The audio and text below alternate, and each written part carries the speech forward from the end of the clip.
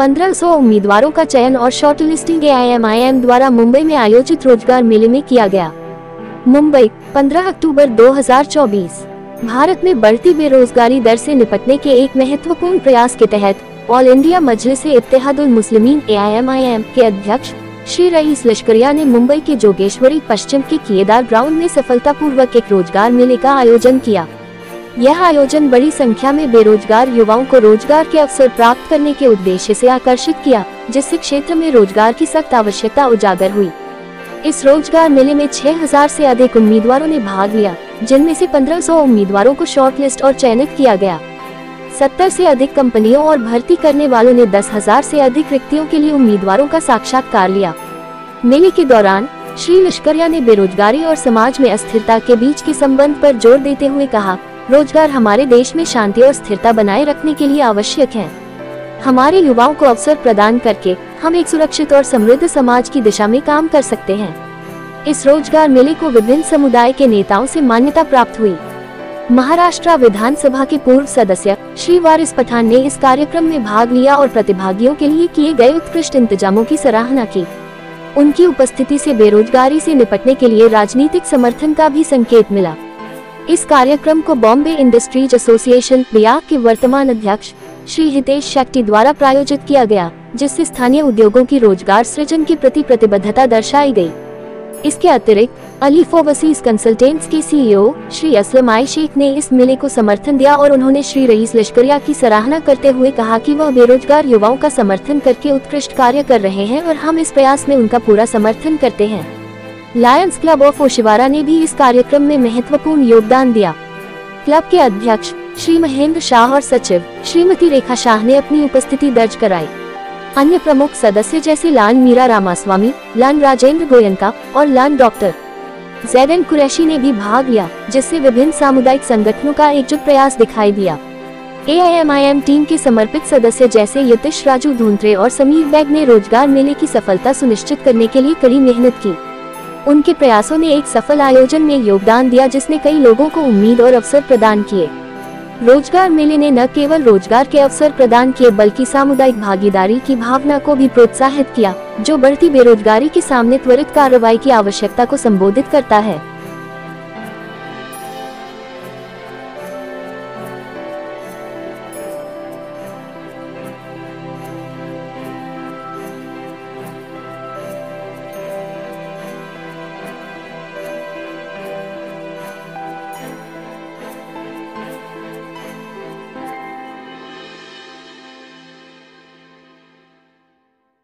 सब लोग पैसा मांग रहे थे, पर मुझे इनका एडवर्टाइज दिखा तो मैं यहाँ पर आया और मुझे जॉब सिलेक्शन मिल गई है।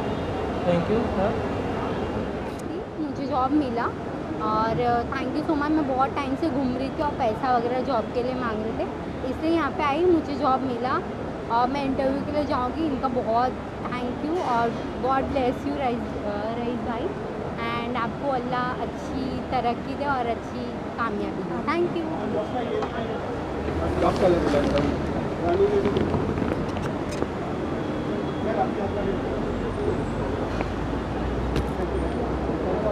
सर को आगे सर को आगे तौलिया हटा दो जरा।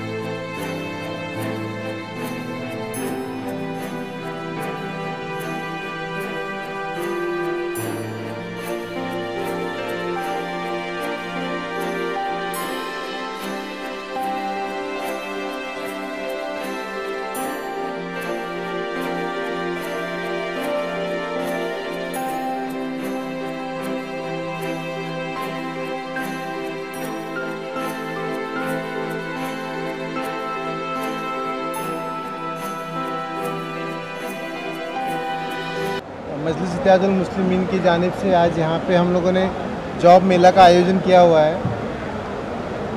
आज जॉब मेला का आयोजन हमें इसके लिए करना पड़ रहा है, कहीं ना कहीं हम देख रहे हैं कि हमारे जो बच्चे हैं 10वीं 12वीं 15वीं या ग्रेजुएट पोस्ट ग्रेजुएट बच्चे, उनको कहीं भी जॉब मिल नहीं रही है।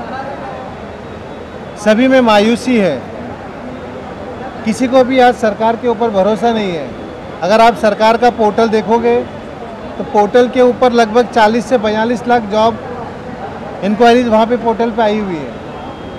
और जॉब नहीं मिलने की वजह से आज युवा मायूस है, बेचैन है, वो गलत राहों में जा रहा है, गलत काम करने में जा रहा है। आज जो आपको रोड के ऊपर छोटी मोटी चीज़ों पे लोग जो लड़ने मरने लगते हैं, जैसे एक छोटी सा वाक्य मैं आपको बताता हूँ। कल मलाड के अंदर एक मॉब लिंचिंग हो गई।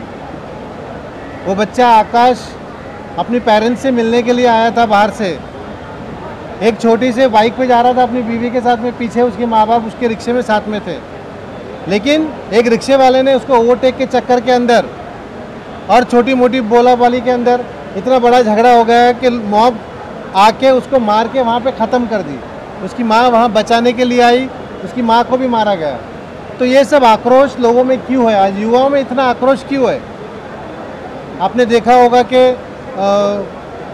एनसीपी के लीडर बाबा सिद्दीकी की जो हत्या हुई, उसके अंदर 19 साल 23 साल के बच्चे हैं। तो आज युवाओं को काम नहीं है, वो घर से भटक रहे हैं, गलत राह पे जा रहे हैं, ड्रग्स में जा रहे हैं, अलग अलग चीज़ों में वो इन्वॉल्व हो रहे हैं। और यही सारी चीज़ों को देखते हुए हम देख रहे हैं कि आज युवा को अगर दिशा देनी है हमें, तो उसको हमें जॉब देना पड़ेगा। बच्चे बड़ी मुश्किलात से आज पढ़ रहे हैं, गरीब बच्चे 10वीं 12वीं 15वीं करने के लिए भी बहुत मुश्किल होती है। आज एजुकेशन महंगी हो गई है, उसके बाद भी आज बच्चे पढ़ रहे हैं। और पढ़ने के बाद जब उनको जॉब नहीं मिलती है तो कहीं ना कहीं मायूसी होती है। आज महाराष्ट्र के डेटा के हिसाब से मैं कहता हूँ, हर दिन 2 युवा आत्महत्या कर रहे हैं, सिर्फ जॉब नहीं होने की वजह से। तो इन सारी चीज़ों को हम ध्यान में रखते हुए आज ये जॉब का मेला हमने आयोजन किया है। यहाँ पे लगभग 80 से ज़्यादा कंपनीज आई है, जो कॉरपोरेट्स, इंडियन कॉरपोरेट्स भी है, अब्रॉड कॉरपोरेट्स भी है।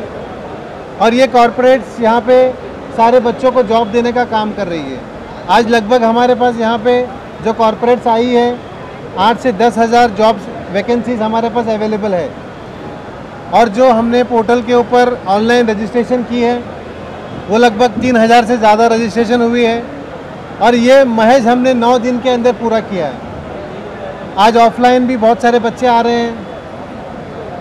इस हमारे जॉब मेला के अंदर हमें जो एसोसिएट पार्टनर्स हैं हमारे, BIA Bombay industry association, Alif जो एब्रॉड बच्चों को पढ़ने के लिए भेजती है, और उसके बाद हमारे Lion Crescent, Oshiwara Lion Crescent जो ओशिवरा क्लब है।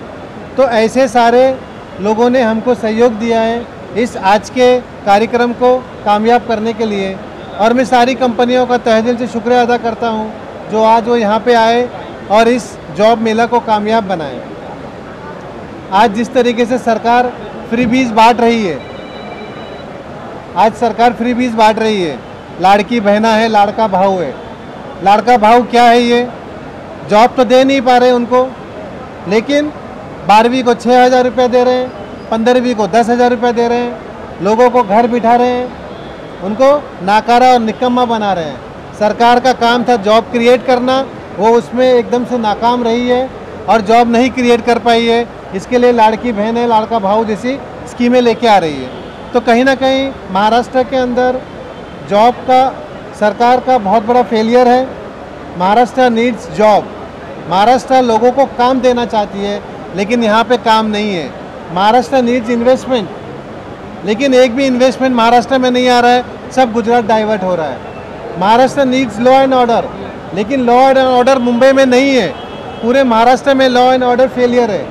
तो इस तरीके से ये सरकार अपने आप में एक बहुत बड़ा फेलियर है। और हम लोगों ने आज यहाँ पे जो भी आयोजन किया है, उसके लिए आप तमाम मीडिया वालों का भी मैं तहे दिल से शुक्रिया अदा करता हूँ। शुक्रिया।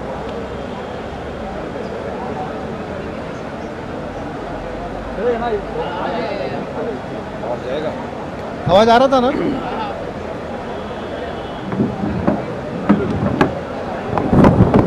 ऐसा ही था। आज मुंबई मजलिस इत्तेहादुल मुस्लिमीन की जानिब से जॉब मेला रखा गया है। मुंबई के हमारे सदर जनाब मोहतरम रईस लश्कर साहब ने बहुत मेहनत की और आज इस जॉब मेला का आयोजित किया है। यहाँ पर सब उपस्थित हैं। हमारी मुंबई की महिला प्रेसिडेंट रिजवान आपा है, तमाम नासिर भाई वगैरह सब मौजूद है। पूरा मुंबई की मजलिस इत्तेहादुल मुस्लिमीन की टीम आपको यहाँ दिख रही है। लेकिन आज मैं बताऊँगा सबको एक बात कि ये जो आज का प्रोग्राम रखा गया है, इसको असल में कहते हैं सोशल वर्क। ये हर पॉलिटिकल पार्टी का मुद्दा उद्देश्य ये होना चाहिए कि हम अगर सियासत में हैं या हम कोई सोशल कार्य करते हैं तो हमारे सोशल कार्य से और हमारी सियासत से क्या फ़ायदा होना चाहिए लोगों को। तो वो फ़ायदा है रोज़गार प्रोवाइड करना, जॉब प्रोवाइड करना, जो आज के युवा की सबसे बड़ी समस्या है। देखिए, मोदी जब आए थे सत्ता में, उन्होंने कहा था कि करोड़ों युवाओं को हम रोज़गार दे देंगे। लेकिन आज देश की हालत ये है कि आप डेटा उठा के देख लेंगे तो करोड़ों युवा बेरोज़गार घूम रहा है पूरे देश के अंदर। सरकार के पास कोई नीति नहीं है उनको जॉब देने के लिए। आज युवा पढ़ता है, मेहनत करता है, लेकिन जब जॉब के लिए जाता है, जॉब नहीं है उसके पास। आज यहाँ पर तकरीबन 80 से ज़्यादा कंपनीज आई है, मल्टीनेशनल कंपनियाँ भी उसमें हैं जो जॉब प्रोवाइड करेगी। तकरीबन 5000 लोगों ने ऑनलाइन रजिस्ट्रेशन किया है। तकरीबन 10 से 12 हज़ार लोग डायरेक्ट आ रहे हैं ऑफलाइन।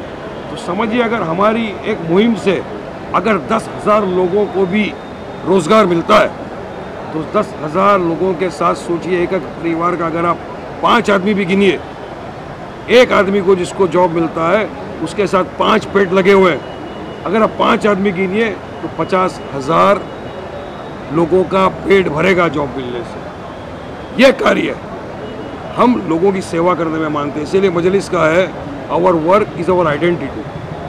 आज बेरोज़गारी की वजह से लोग भटक गए, युवा भटक गया है, कोई ट्रक पे चला गया है। आम दिन सुनते किसी ने आत्महत्या कर ली, किसी ने किसी का कत्ल कर दिया, किसी ने अपनी माँ से पैसा मांगा, माँ ने पैसा नहीं दिया, उसने उसे कत्ल कर दिया क्योंकि घर में बैठा था, बेरोज़गार था। तो बेरोज़गारी सबसे बड़ी बीमारी है आज की तारीख में देश में। और ऐसी बीमारी को ख़त्म करने के लिए रईस भाई ने जो मुहिम चलाई मुंबई के अंदर, ये बहुत सराहनीय है। मैं मुबारकबाद पेश करूंगा मुंबई प्रेसिडेंट को, रईस भाई को, तमाम टीम को जिन्होंने इसमें कार्य में शामिल हुए। मैं शुक्रिया अदा करूंगा उन तमाम कंपनियों का, मल्टीनेशनल कंपनियों का। जैसे अभी बताया, अलिफ करके जो है बाहर एजुकेशन देते हैं लड़कों को ऐसे पढ़ा के, वो भी एक बड़ी काम है। अगर यहाँ कोई पढ़ के बाहर जॉब करना चाहता है विदेश के अंदर, तो भी कंपनी उसको रिक्रूट करेगी। यहाँ अगर जो लड़का, जिसको समझो कोई ड्राइवर की भी नौकरी नहीं मिल रही है कहीं पर, जिसके पास ड्राइविंग लाइसेंस है, उसको यहाँ पर जॉब मिलेगा। कोई लड़का जिसने केटरिंग में काम किया है, जिसके पास केटरिंग के लिए जॉब नहीं है, उसको यहाँ से होटलों के अंदर, रेस्टोरेंट्स के अंदर काम मिलेगा। कोई इंटेलिजेंट इंजीनियर बन गया लेकिन उसके पास जॉब नहीं है, उसको यहाँ पे हमारी कंपनियाँ जो है वो जॉब प्रोवाइड करेगी। टीचरों के लिए सुविधा है, यहाँ पर अगर कोई आया है, पढ़ा है, जिसने बीएड किया है, जिसको जॉब नहीं मिल रहा है, यहाँ पर वो भी है जो उनको प्रोवाइड करेंगे। यहाँ आना है, इंटरव्यू देना है, इंटरव्यू लेके यहाँ पे जॉब दिया जाएगा। आप बताइए, इससे बेहतर कार्य मैं समझता नहीं हूँ कोई हो सकता है। ये जुमलाबाजी नहीं है। जुमलाबाजी में तो मोदी सरकार का आपने देखा कितना डिमोशन हो गया है। 2014 में मोदी ने कहा था 15 लाख रुपया तुम्हारे अकाउंट में जमा करेंगे। अब कितना गिरे वो? 2024 में 15 लाख की जगह 1500 रुपया जमा कर रहे हैं आपके खातों के अंदर लाडली बहन। हर साल 2 करोड़ जॉब देंगे, वो भी किसी को नहीं मिल रहा है। हर साल 2 करोड़ जॉब, वो भी किसी को नहीं मिल रहा है। कितनी बहनें बैठी हुई अकाउंट खोल के, खाते खोल के। मतलब चुनाव आने के पहले इनको लगता है कि रेवड़ी बांटना चाहिए। क्यों? चुनाव के पहले आपको नहीं पता था कि हमारी बहनों को ज़रूरत है पैसों की? चुनाव के पहले तो आप अपनी तिजोरियाँ भरने में बिजी थे। आपको अपनी गद्दी की फिक्र थी, आपको अपनी तिजोरी की फिक्र थी। मगर वाकई में अगर कोई काम करके आया है आपके बीच में आज, तो जॉब फेयर के जरिए आप देख सकते हैं। मैं चाहूँगा कैमरामैन से भी सबको दिखाएं यहाँ पे किस तरह से इंटरव्यू हो रहा है। पूछिए एक एस्पिरेंट को कि बेटा तुमने अप्लाई किया था, कहाँ अप्लाई कर चुके हो तुम, कितने साल से कोशिश कर रहे हो तुमको जॉब नहीं मिला, मगर यहाँ आपने अप्लाई किया, मुझे यकीन है इंशाल्लाह बहुत जल्दी उनको जॉब मिलेगा। तो ऐसे कार्य होने चाहिए। देखिए, चुनाव आते जाते रहेंगे, मगर अगर युवा का अगर हम भविष्य बनाते हैं, तो भविष्य बनाने वाली बात है। आज यहाँ से कोई जॉब पे जाएगा, कल प्रमोशन होगा, कल मैनेजर बनेगा, एग्जीक्यूटिव बनेगा, डायरेक्टर बनेगा, हो सकता है किसी बड़ी कंपनी का चेयरमैन बन जाए यहाँ से। तो खुशी हमको होगी। तो चलो अल्लाह ने हमको इस लायक बनाया कि आज हम किसी के काम आ सके, किसी को हम जॉब प्रोवाइड कर सके। तो आज ये मुद्दा सियासती नहीं है, ये एक सोशल कॉज है। सोशल कॉज के लिए हमने चालू किया है और मैं चाहूँगा कि जो युवा तक जिन तक ये QR कोड नहीं पहुँच सका, जिनको ये पता आज लगा कि अब यहाँ पे जॉब फेयर हुआ है, जो कांटेक्ट नहीं कर सके उनके लिए QR कोड जारी रहेगा और हम चाहेंगे कि आप QR कोड के ज़रिए अप्लाई करते रहें। जहाँ कहीं भी वैकेंसी होगी हमारी टीम आपको इंशाअल्लाह ताला समर्थन करेगी, वहाँ आपको जॉब प्रोवाइड करने की पूरी हम कोशिश करेंगे। आप तमाम आए यहाँ पे, मैं आप तमाम का धन्यवाद शुक्रिया अदा करता हूँ। जितनी कंपनीज यहाँ आज आई है अपना कीमती वक्त निकाल के, या जितनी भी संस्थाओं ने यहाँ पर ताउन किया है इस जॉब मेला को सक्सेस करने के लिए, मैं उन तमाम का शुक्रिया अदा करता हूँ। जितने युवा आज अप्लाई किए मैं उन तमाम का शुक्रिया अदा करता हूँ और अल्लाह से दुआ करता हूँ कि इंशाअल्लाह आपको जॉब मिलेगा। आप काम करिए, अपने परिवार का ख्याल रखिए, अपने राज्य का नाम रोशन करिए, अपने देश का नाम रोशन करिए और हमको अपनी दुआओं में याद रखिए। शुक्रिया। अस्सलाम वालेकुम रहमतुल्लाहि व बरकातहू। देखिए, बाबा सिद्दीकी की जो हत्या हुई वो तो एक बहुत ही दर्दनाक वाक़या है। मेरे लिए तो पर्सनल लॉस है, मेरे 30 साल से उनके ज़्यादा कनेक्शन थे और इसके पहले 2 दिन पहले ही मिले थे, अच्छे खासे बातचीत हुई। मगर इसमें सरकार का पूरी तरह फेलियर है, कानून व्यवस्था का, इंटेलिजेंस ब्यूरो का टोटल फेलियर है। क्या हो रहा है हमारे राज्य के अंदर? एक शख्स ने अगर 16 दिन पहले आपको अर्जी दिया था कि मुझे सिक्योरिटी थ्रेट है, तो उसको सिक्योरिटी प्रोवाइड क्यों नहीं की? और अगर सिक्योरिटी प्रोवाइड आप बोलते हो की थी, तो जिस वक्त उनके ऊपर अटैक हुआ उस वक्त वो तमाम सिक्योरिटी कहाँ थी? ये मेरा सरकार से सवाल है, सरकार इसका जवाब दे। जनता जानना चाहती है कि क्या एक शख्स जेल में बैठकर सबको मारता जा रहा है, सबको हिट लिस्ट पर डाला जा रहा है, सरकार क्या उचित कदम नहीं उठा सकती उसको पकड़ने के लिए? मगर कहीं ना कहीं हमको लगता है कि नहीं, सरकार की नाक के नीचे हो रहा है। बांद्रा जैसी बिजी स्ट्रीट के ऊपर दशहरा के दिन जहाँ दो रैली है, एक शिवाजी पार्क में, एक आज़ाद मैदान में, पुलिस बंदोबस्त है। इतने बंदोबस्त में आकर अगर कोई मार के जाता है तो उन्होंने महाराष्ट्र की सरकार को, महाराष्ट्र की सबसे टॉप नंबर पे जानने वाली पुलिस को चैलेंज किया कि तुम कितना बंदोबस्त लगा लो, कितने भी तुम टॉप पुलिस फोर्स हो जाओ, हमको जो काम करना है हम करके जाएंगे। तो ये चैलेंज किया उन्होंने पुलिस को। और मैं चाहूँगा कि महाराष्ट्र की पुलिस, खास तौर से मुंबई की पुलिस तो सक्षम है, काफ़ी केसेस क्रैक कर चुके, वो इस बात का संज्ञान ले और कुछ लोग पकड़े मास्टरमाइंड को पकड़ो। मास्टरमाइंड कौन है, असली सूत्रधार कौन है, उसको लाओ सामने, क्रैक करो पूरे केस को और देखिए, इंश्योर करिए कि आगे हम तो समझ रहे हैं कि लिस्ट जारी हुई है, कौन कौन है लिस्ट में, तमाम को सिक्योरिटी प्रोवाइड की जाए। और देखिए, हम तो अपोजिशन में, अगर सत्ता के अंदर बैठा हुआ शख्स सेफ नहीं है आज की तारीख में, बाबा सिद्दीकी सत्ता में थे, अजीत पवार की पार्टी में थे, सत्ता में रहा हुआ अगर मंत्री सेफ नहीं है तो अपोजिशन के मंत्रियों की, अपोजिशन के नेताओं की क्या सेफ्टी है? और आम नागरिक जो मुंबई की सड़कों पे तन्हा घूमता है, उसकी क्या सेफ्टी है? क्या मुंबई के अंदर फिर से 90 का दशक देखना चाहती है सरकार? क्या दिखाना चाहती है सरकार? 90 के दशक में चलता था, रास्ते में निकले, गोली मार दिया, गाड़ी के पास गए, गोली मार दिया। आज हमको देखने को मिल रहा है। तो सरकार को उचित स्टेप उठाना पड़ेगा। अगर सरकार चाहती है कि फिर से माफिया एंटर नहीं करे, सरकार को उचित स्टेप उठाकर इसको खत्म करना पड़ेगा।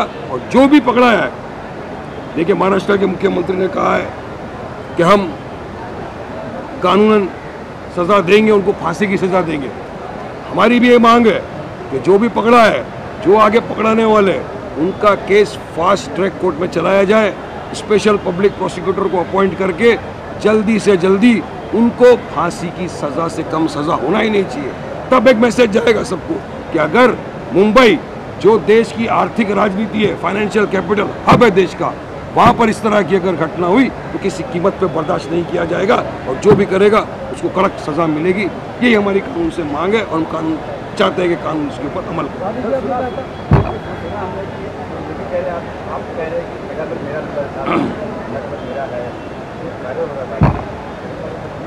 अरे भाई साहब, मौत से किसकी रिश्तेदारी है? आज उसकी तो कल किसी अपने की भी बारी है।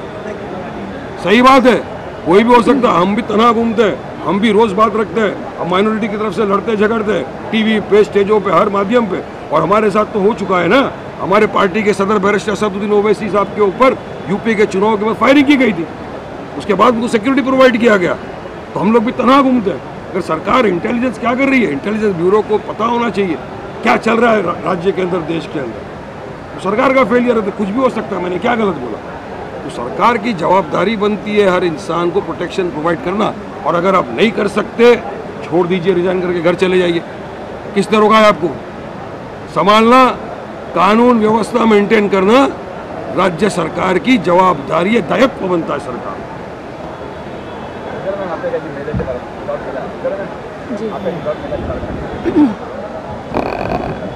देखिए, जॉब मेला के बारे में कहना चाहती हूँ कि हमारे ऑल इंडिया मजलिस इत्तेहादुल मुस्लिमीन के मुंबई के अध्यक्ष रईस लश्करिया साहब ने बहुत ही अच्छी सोच दिखाई है, क्योंकि सियासत तो सब करे, सामाजिक काम बहुत कम लोग करते हैं, जो हमारे रईस साहब ने किए हैं। रईस लश्करिया साहब जब से मुंबई के अध्यक्ष बने हैं तब से कुछ ना कुछ लोगों की फ़िक्र में काम करते चले आ रहे हैं। एक से सामाजिक तौर पे काम करना ये हमारे लिए बहुत ही खुशी की बात है, मुंबई घरों के लिए बहुत खुशी की बात है। इस जॉब मेले में वारिस पठान साहब ने आके अपनी उपस्थिति दर्ज कराई है।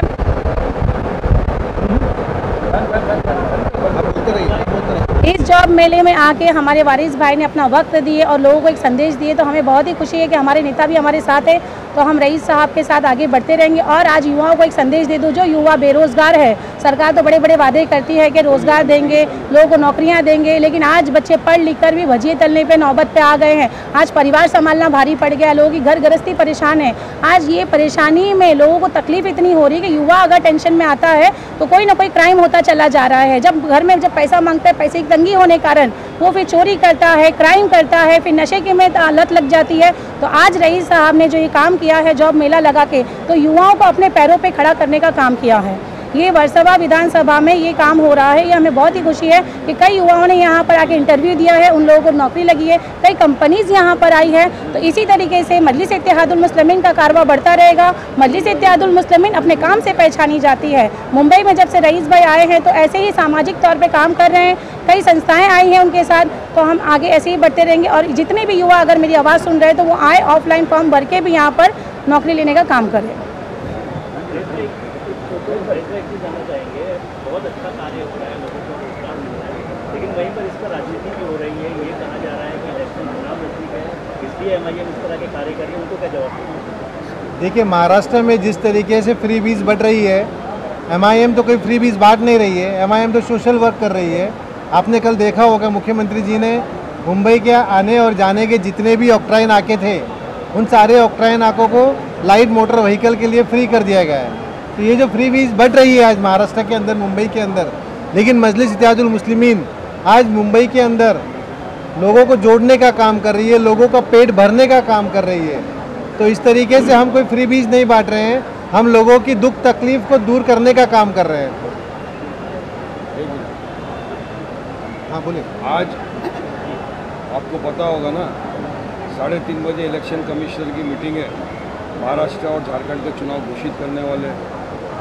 यकीनन इंशाअल्लाह ताला मजलिस इत्तेहादुल मुस्लिमीन महाराष्ट्र के अंदर या झारखंड में पूरी तरह चुनाव में हिस्सा लेगी। और मुझे यकीन है कि महाराष्ट्र में जहाँ जहाँ भी हमारे उम्मीदवार लड़ेंगे, लोग उनको अपनी दुआओं से, मोहब्बत से, वोटों से नवाजेंगे। और इस मरतबा मजलिस इत्तेहादुल मुस्लिमीन को बहुत अच्छी रीत से काफ़ी जगहों पर भारी वोटों की मार्जिन से कामयाबी मिलेगी।